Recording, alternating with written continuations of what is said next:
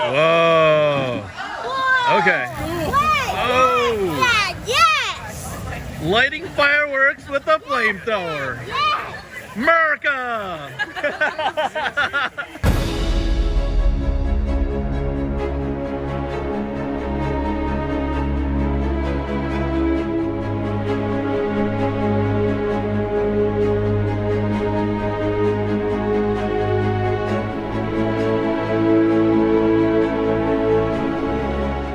All right. Welcome to FaBled Hunters. I'm Yuanji. I'm Saint. And today we're going to be opening your questions. Their questions. 3,000 subscribers. I have What? a laptop here. Laptop. We hit 3,000 subs. I think we were stuck for the longest time. At like 2.7, 2.8. Yeah. Right? It's been very surprising. I think when we started the channel, if you had told me that we would even hit 1,000 subscribers, I would have Really? not necessarily been super confident. I mean, I thought we were just gonna hit like 10,000 subscribers, but I didn't know anything about YouTube. Yeah. Right? Like you had your low expectations. I had my very positive, optimistic expectations. Yeah. And here we are somewhere in the middle. Okay. This is a lot of work.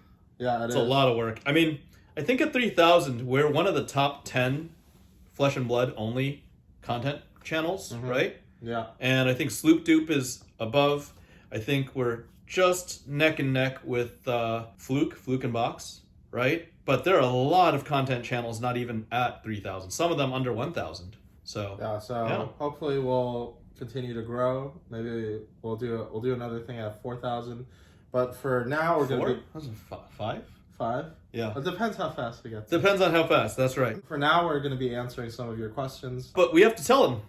There's a gift to giveaway. The community. Yes. A thank you. We haven't done giveaways in a while. Like I said in previous episodes, we wanted to show our support of Dex Protection, the best game products, TCG products company in the business.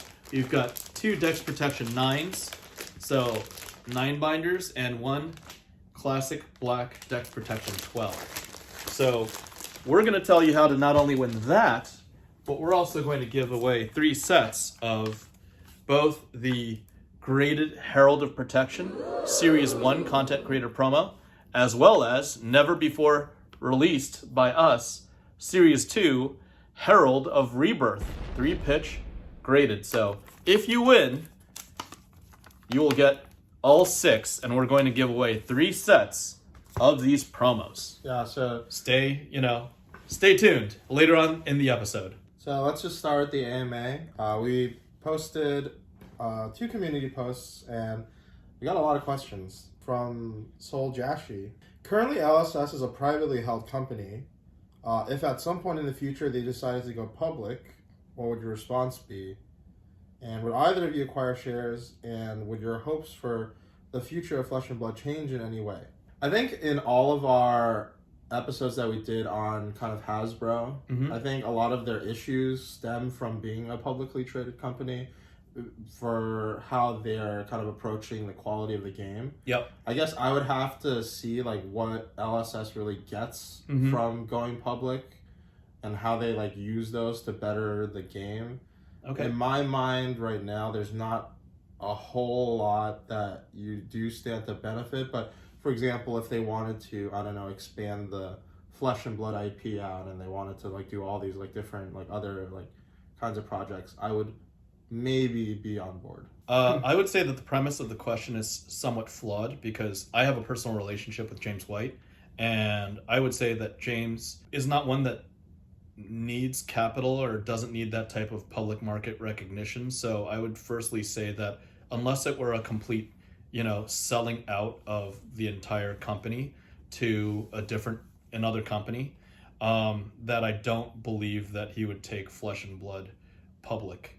That said, if he did take the company public, I would probably find a consortium of very wealthy Flesh and Blood enthusiasts and buy controlling interest of that company to make sure that the community is primarily being held by people that want to see Flesh and Blood, the game, do well before they even think about profits.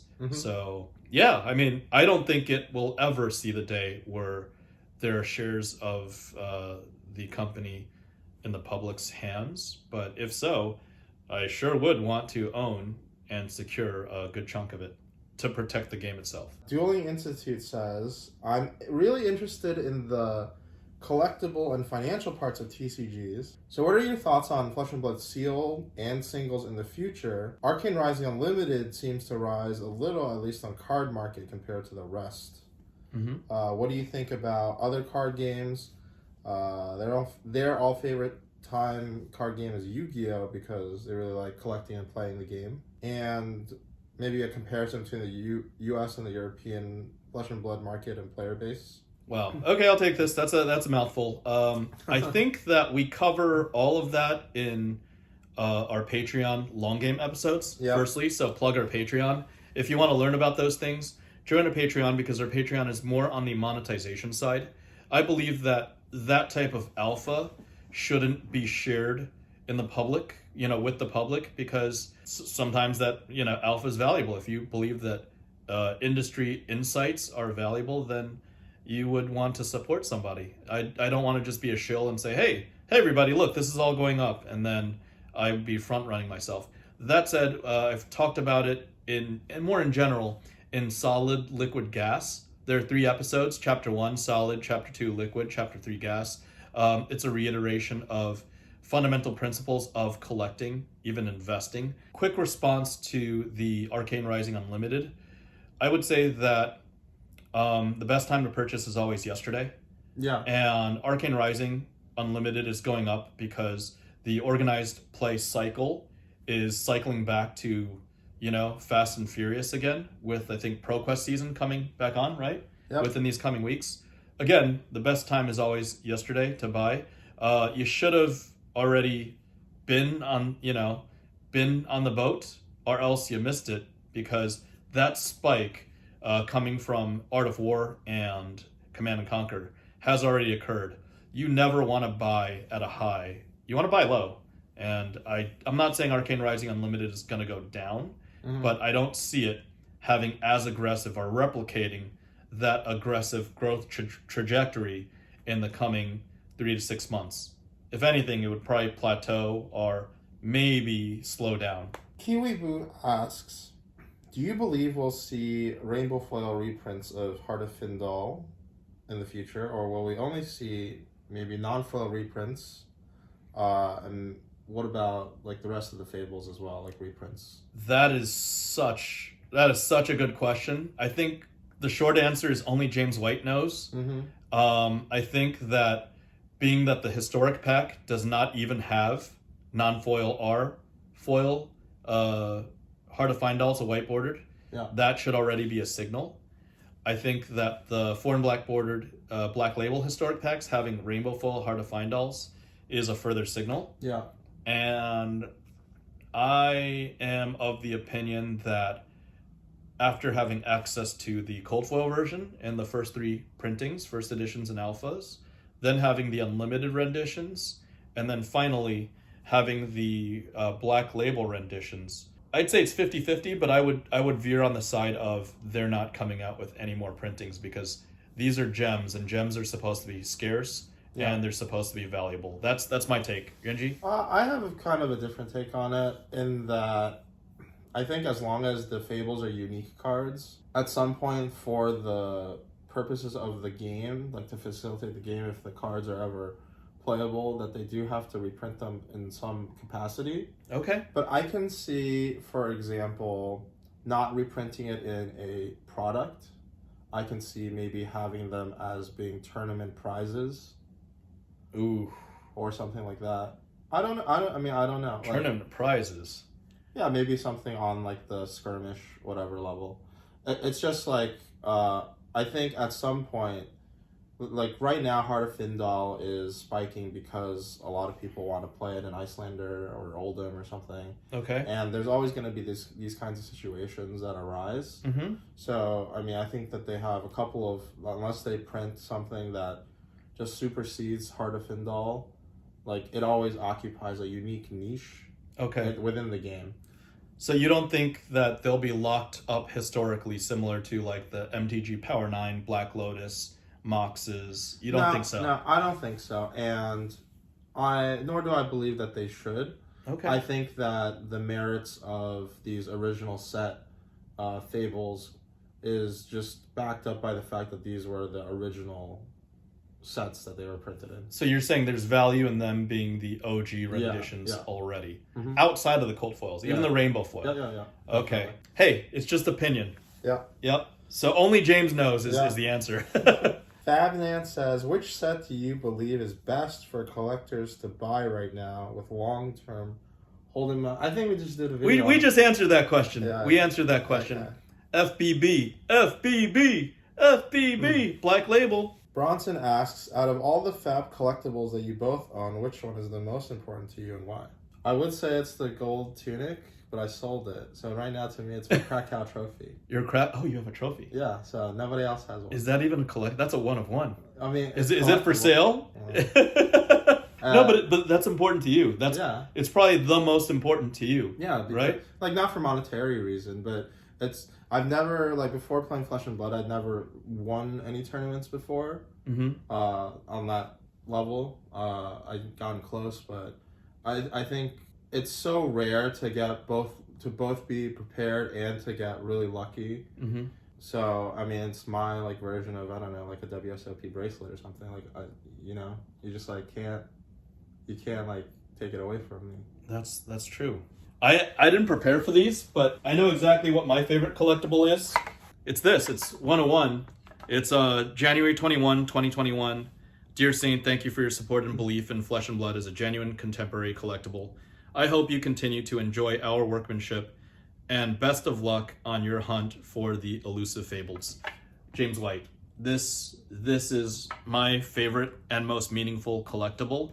It's not a collectible in that sense, but I think that's my favorite memento. Like, I saw that and I was like, wow, this guy gets it. This guy gets that I really love his game. And for him to reach out, it's something that Richard Garfield from, Magic the Gathering would have never done, has never done, nor would Peter Atkinson, the CEO and majority shareholder, really care to do. Speaking of Peter Atkinson, we have a episode coming out in the future. But that was the most meaningful collectible. Literally, my eyes were welling up in that episode, and it was a moment. It was a moment. And sometimes, just like his trophy and me with that letter, it's the memories that count for the most. Chris Myers asks, "Congrats to the entire Fable Hunters team. Love the work that you guys are doing. What do you think will be the biggest challenge gameplay-wise going forward? Do you believe that it will be something along the lines of power creep, complexity for new players as more mechanics are added, or something else? And kind of as a separate question, do you think Fab 2.0 fixed the collectability side of things for the foreseeable future?" Well, we're going to do an episode, I think, on our take on Fab 2.0, kind of retrospective, since it's been 2 sets now. Yeah. It's been in effect. We have very varying perspectives on that, I think, on the Fab 2.0 side. Yeah. And we'll get into it, but I don't know. I think there'll be pretty good takes. That we'll pause, but let's. Yeah, but what about the gameplay part? I think that the biggest challenge for Flesh and Blood as it moves forward gameplay wise, I kind of view it the same way as Yu-Gi-Oh. Okay. Where so like Magic itself inherently is a very like creative style of game. So a lot of the gameplay elements of it is like kind of figuring out like, here I'm gonna put together different pieces of a contraption, and you're just trying to build like the contraption. Yep. But I think for Flesh and Blood, because of the hero system, the class system, the talent system, you're put into a much more constrained box. I think it's more similar to early Magic, where the colors kind of did that. Okay. Where it like separated you out. But as we have kind of seen, as games develop and you have to kind of make things fresh, you start blurring the lines, or you make things whatever. But as long as Flesh and Blood wants to keep true to kind of like siloing off like different parts of its like card pool. Okay. You're gonna run into kind of like what you see in Yu-Gi-Oh, where you have like different archetypes, and then whenever they make like a new set, like you have to entice the players to want to collect it or to buy it to play. Okay. So there's always going to be some, I think, level of power creep. I think the biggest challenge is how can we keep making heroes that are not only powerful but compelling for people to have fun playing. Okay, that's fair. I have a quick take on this, and I will say that I've given this critique to James himself while we were off on personal time, because he asked me the same question. And the biggest existential challenge to the game of Flesh and Blood is that the game is so beautiful, so amazing, so competitive that it's almost too, one-dimensional in that aspect, that it has too much of a weight on competitive play because it's by gamers, by players, by competitors. That's why I am such a big proponent of player versus environment, PvE, a casual format that doesn't involve like a group of people playing together and bashing each other's skulls in within the game, because Ultimate Pit Fight isn't really casual. It's just more of the same, just with more players. You want a cooperative dynamic. Yeah, a co-op dynamic, absolutely. Yeah. And that will help. That will be the biggest benefit to the reality of Flesh and Blood. That doesn't mean I don't like it. I love every aspect of the game, but there will be more dynamicism once the PvE format is released. And I would say that a good PvE format can help increase that player base by 5x, 10x, 20x, sky's the limit. Dozer asks, what was the moment that you realized the Fab community was special? And also, what has been the most surprising moment on your Fab journey?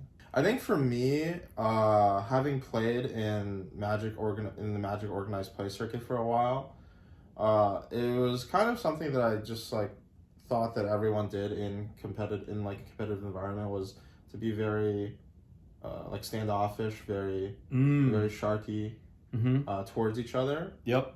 So I was very surprised, I think, when I first started playing Flesh and Blood, even at tournaments like the first RTN season, when there was, at the time, there was $1,000 tunic on the line. Yep. Even when you're playing at the Pro Tour level for tens of thousands of dollars on the line. Yep. That overall, I would say the majority of the community is very understanding and very supportive, and they're trying to play good games.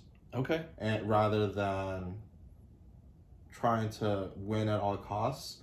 And I think part of it is due to the stewardship of LSS and trying to create that kind of sentiment, because I just remember the very first kind of update to the rules and punishment thing that they said, and one of their big highlights was they wanted to make everyone aware that unsportsmanlike conduct is not okay. Yep. In their game, and the purpose of the game that they're creating is to try to get people to wanna interact with one another, come together in person and play with each other. And if you're creating these negative interactions, people are not going to want to continue playing your game.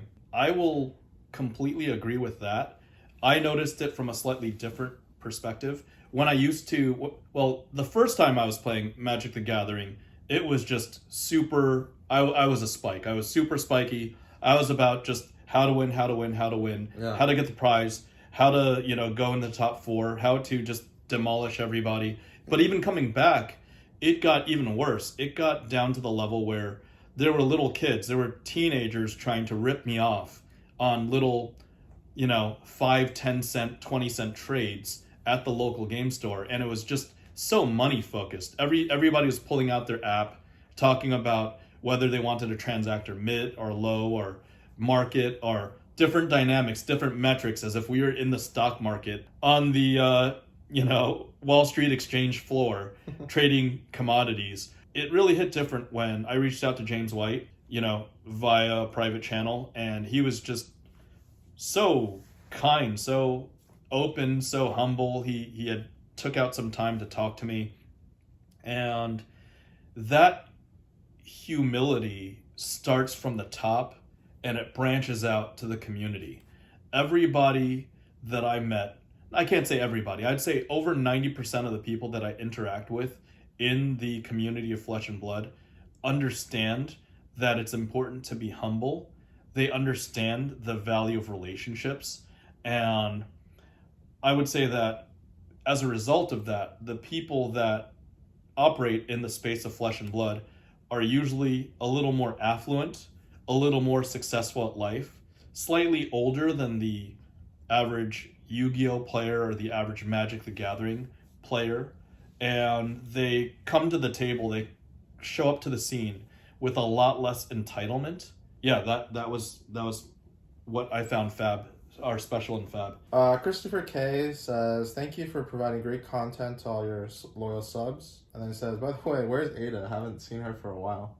Okay, this question has come up a couple of times, and I will just give some real talk. I felt, and many members of the community felt, that our huntress, our FaBled huntress, did not treat the opening of Everfest as seriously as it should have been. And I mean, you were there, Yuanji, right? I don't need you to speak negatively towards the event, but I think we can both agree that it was underwhelming, and she handled it in a very detached manner and just, treated it like a chore. I would say that it is an honor to be recognized as one of the faithful stewards of, the vision of James White and of the game of Flesh and Blood. And I would take it I always take it completely seriously, whereas the aforementioned individual seemed to be more interested in how many Instagram followers she would get as a result than actually espousing this vision and, espousing the ideals that this community is trying to encourage. So hopefully that's both PC and honest at the same time. Infernal Angel asks, what would you recommend for a guy that's going to start grading? Costs a lot of money. Because you get a lot of benefit from doing grading, maybe he's concerned that you wouldn't want to share your knowledge with new graders. I've gone on podcasts and been very liberal with that knowledge. I would first say join the multiple grading groups that we lead on Facebook. I'm an admin and founder of the largest, not only, but the largest graded group for Flesh and Blood, and some of the top graded groups are other TCGs. Yeah.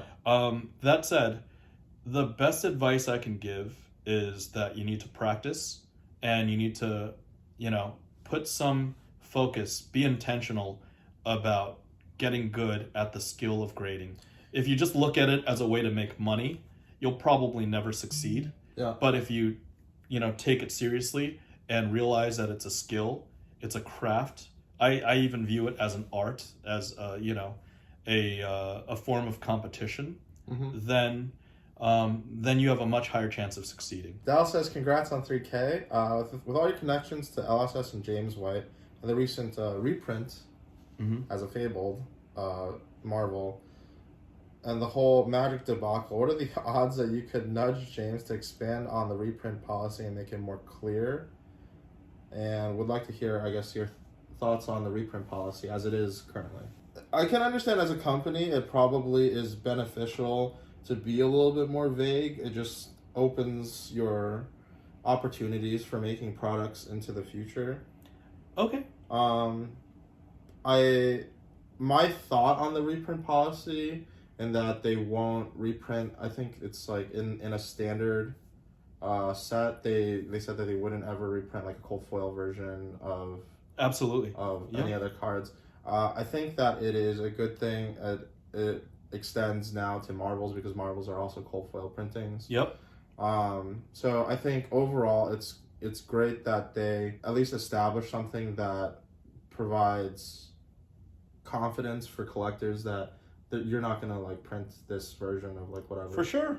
And I can see the concerns, because there's ways that you can maybe skirt around it, where you haven't printed it like in this, maybe I don't know what their stance is on printing it in a different art. If there's a stance on printing it in like a Marvel version, for example. Sure. But I think that overall, my stance is if the reprint adds to Flesh and Blood as a game, if it provides a cool thing for players to collect in the new product, if it provides players access to cards that they didn't have as much access to because it was printed a long time ago, I'm in favor of that. Sure. And that's just my stance on reprint. I will say that the community has shown a little too much out of the reprint of Command and Conquer. Yeah. And I've read that cold foil reprint policy like 5 or 6 times, and I've cited it, and I've had to be not an apologist, but be a defender of Legend Story Studios and of James White and his words. And the fact that Command and Conquer has a cold foil rendition does not violate any of the policy. It does not violate any of what James White said. And it seems that sometimes the community's acting a little entitled.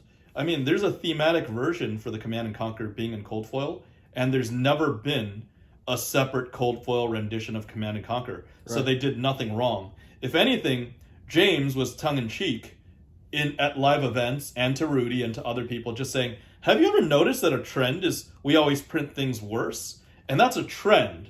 Yeah. LSS is allowed to do whatever they want with their IP. Yeah. And their cold foil policy is their cold foil policy. There was never a Command and Conquer, and then they kept the whole community on their toes and took us for a 180 because they never had a Command and Conquer in cold foil. And here they are, and this is them just keeping things spicy. So I don't understand why the from the community. Maybe there's going to be a Lightning Strike Marvel FaBled in the future.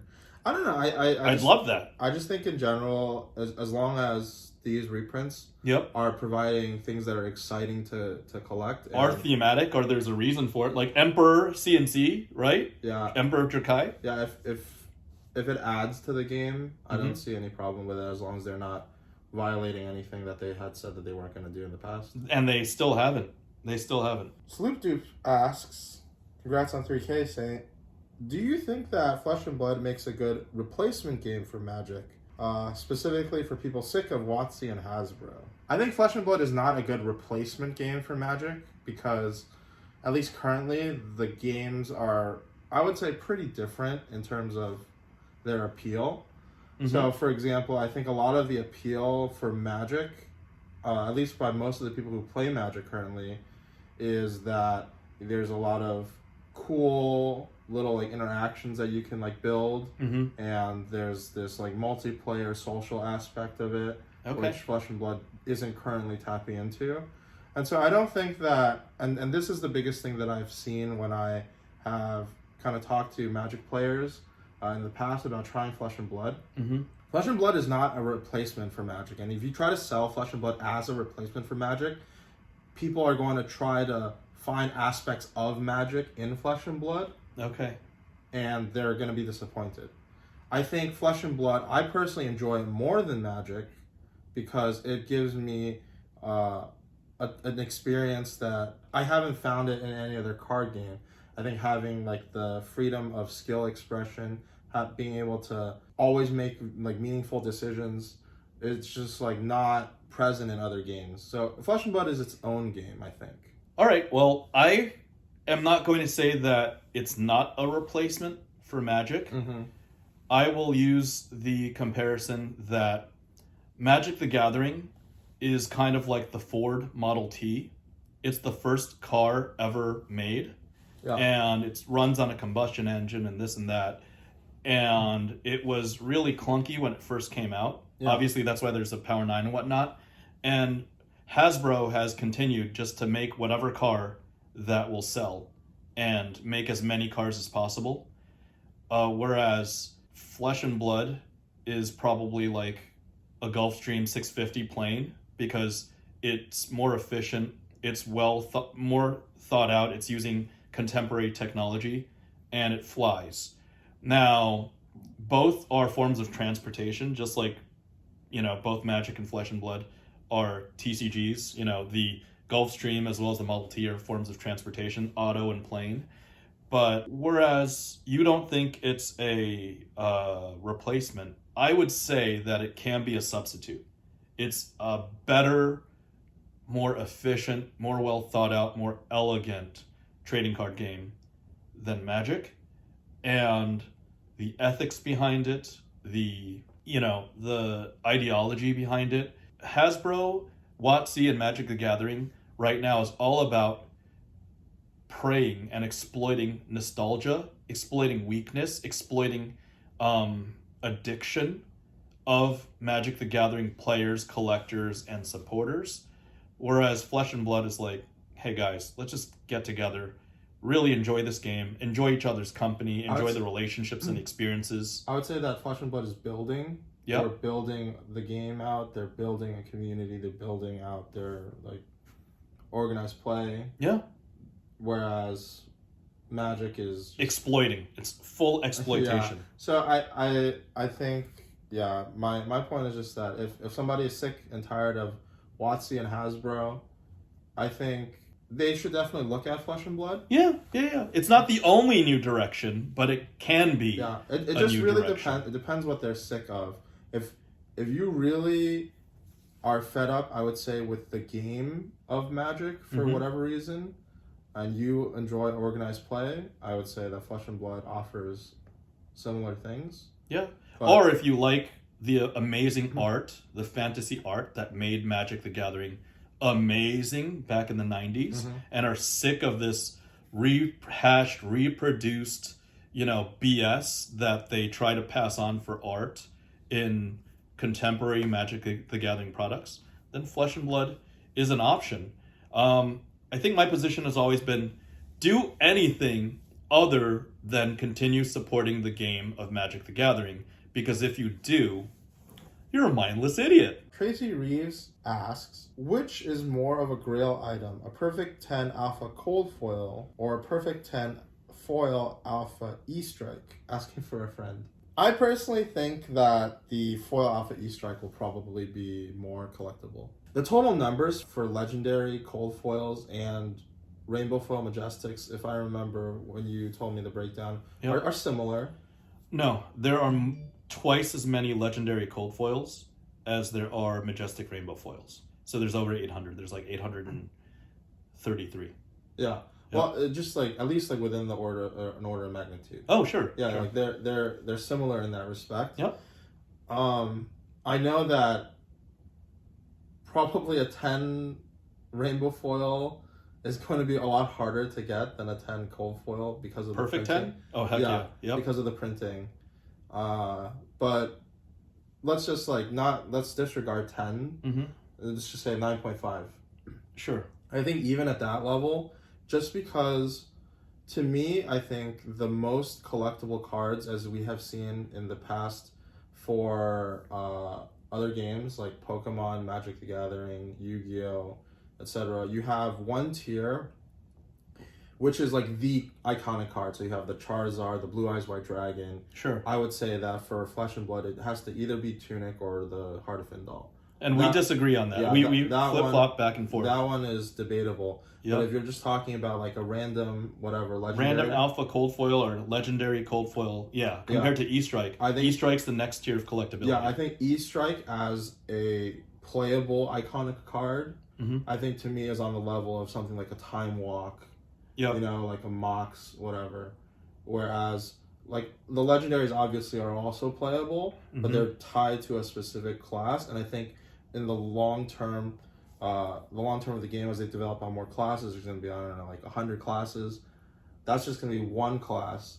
Yeah. And E-Strike is going to be it's always there. Yes, it's going to be one of the best cards, just like Command and Conquer's up there. So we're very similar in that sense. If you had specified that the Perfect 10 Cold Foil was a heart or a tunic, that'd be a different story, but specifically left it open. I would say that the E-Strike, even in 9.5 versus a 9.5 legendary, E-Strike right now is actually trading for more because legendary cold foils have far superior print quality than rainbow foils. So that's a practical reason, right? Then there's the scarcity reason of legendary cold foils having double the printing of majestic rainbow foils. Each individual legendary has yes, there are twice as many. And just to give you an example, your assumption about Findall Spring Tunic is a little off, because if we look at the print run and we look at my point is gold tunic. Oh, gold tunic. That's right. Hey, there's only 50 of those, man. So that's not even fair. That's like a different order of magnitude of scarcity. But the cold foil Findall Spring Tunic, which is still very iconic, I would say over 50% of the graded copies end up being 9.5, because the print quality of the tunic, wherever that cold foil tunic sits on the cold foil sheet, it's just in a great location. It's just cut and prepared very well. Yeah. So, yeah. We'll have to see. Only time will tell, I guess. But that's how we think. Arena says, what product do you think is underrated or undervalued in the current Fab market? For singles, I think it's Everfest. I think Everfest is kind of a steal right now. Oh my god. Because it is like $50 a box. And there's a lot of Majestics in there that are like $30 whatever dollars right now. I think like Swing Big was like $30. Yep. This Rounds on Me is like $30. Holy crap. For sealed, I was going to say Everfest as well. Oh, yeah. Because first off, if you're paying attention at all to the ecosystem and the lore of Flesh and Blood, Dash has been spoiled as an alchemist, right? Dash is actually, her class is an alchemist. And so she's a mechanologist alchemist. Yes. So all those potions that are in Everfest are going to be valuable. Silver Palms is a PvE item. It's in Everfest. That's going to be valuable. There's just so much value in Everfest that is currently being suppressed because of Starvo leaving the meta. I think also just like on like a cost basis, there's just like no boxes that you can buy right now for $50 other than Everfest. Like it's at the bottom for like what you can realistically buy a sealed product for. Like surely like Fallen Empire's boxes cost more than $50 now. Fallen Empire's boxes are about $600. Yeah, right. So I think Everfest is definitely, I think, a really solid set. There's a lot of really good cards. I'll have to see what Dynasty ends up being in the future, but I think as far as supplementary sets go, I think in terms of impact on the game in the future, I think Everfest is really good. We are completely in agreement. We didn't talk beforehand. I literally had a conversation. Like, James randomly called me on the phone one day. James White. And he's like, where do you see Everfest landing and everything? Subtle flex? No, I'm just saying. You just randomly called me. No, I'm not. I mean, we're friends. We can talk. So I told him, I was like, I actually think Everfest is like Antiquities. Because Antiquities had all those artifacts and those usable. Saying, like the little potions. Yeah, the potions. There's something about those potions. There's something about the cards in Everfest that once player versus environment is out, it's going to be so impactful, and people just have such short attention spans. They're not paying attention. And you're going to have a lot of margin in Everfest. We already said what we did about FBB, but like this is undervalued set. And Everfest is currently the most undervalued in the market. Playtime TCG asks, what do you think is the biggest factor in the success of Flesh and Blood, and what is its biggest failure? The biggest success of Flesh and Blood is that it is building a community. It is building a huge group of people and a following where people care about one another. They care about meeting one another.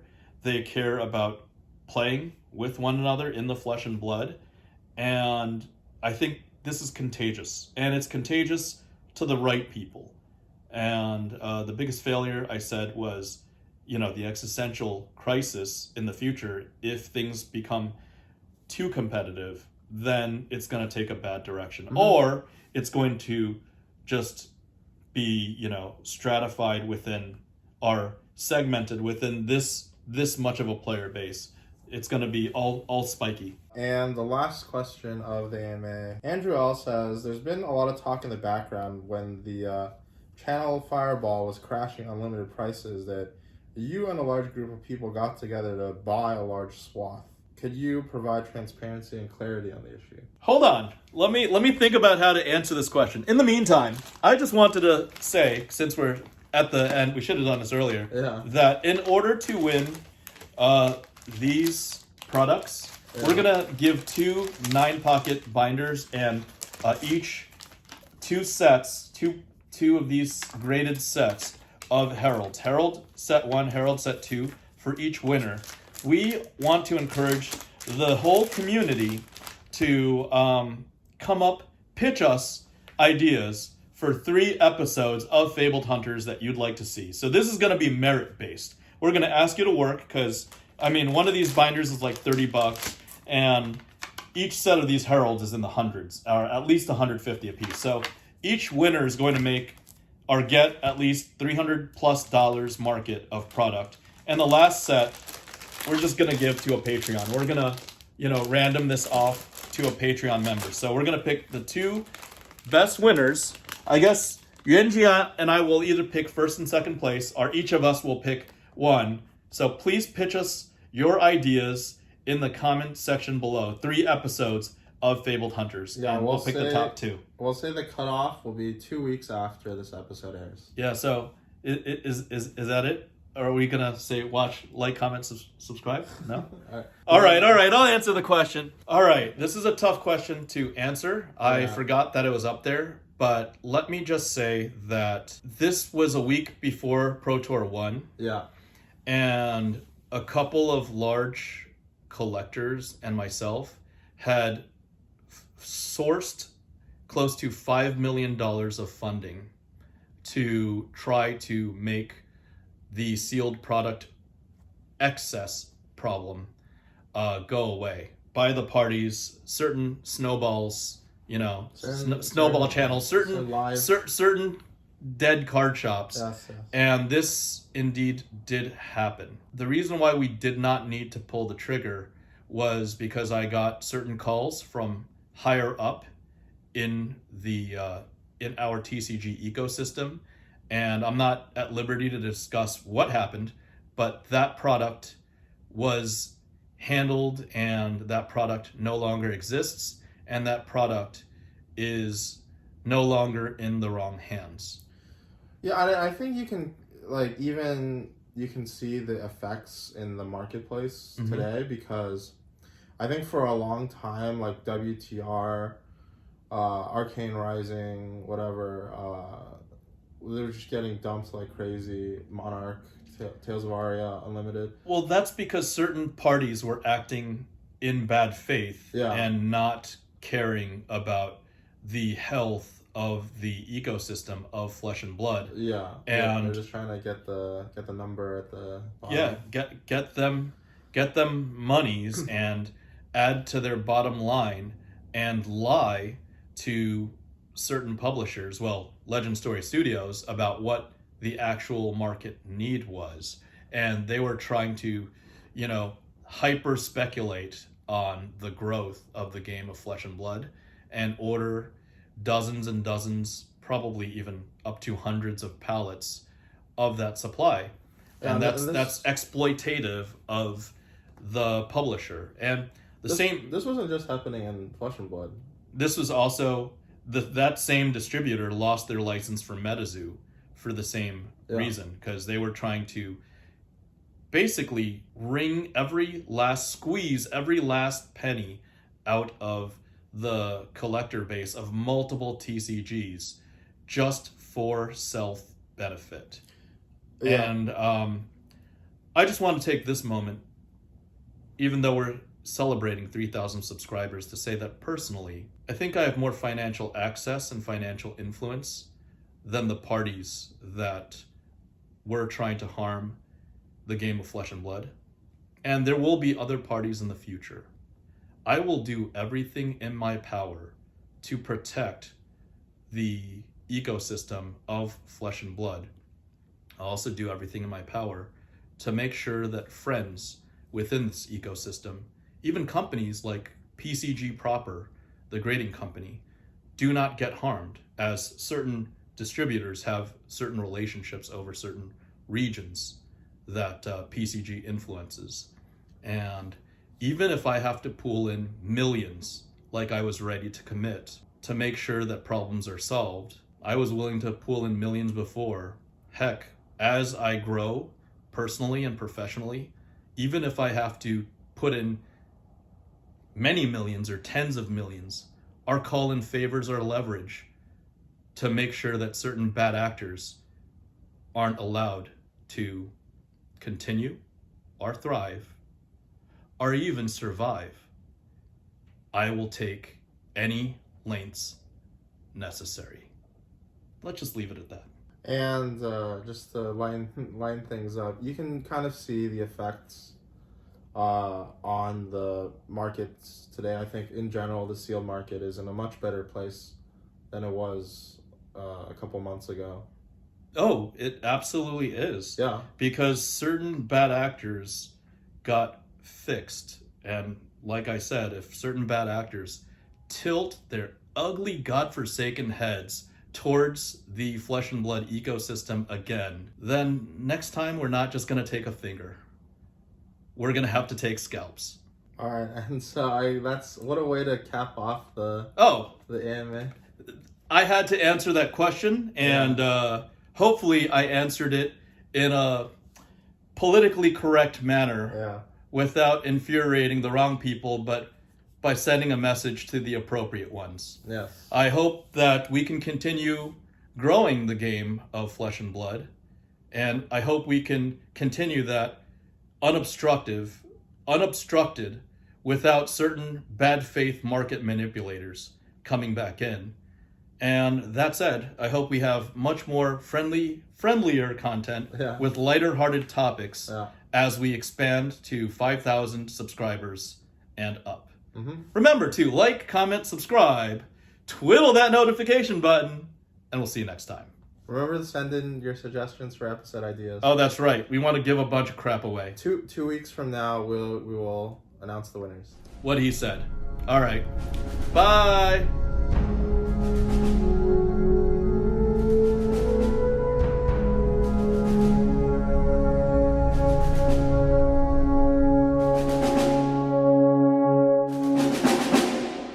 Uncle Joe to that! Oh my God. Oh, flamethrower. Oh! Stuff is blowing up.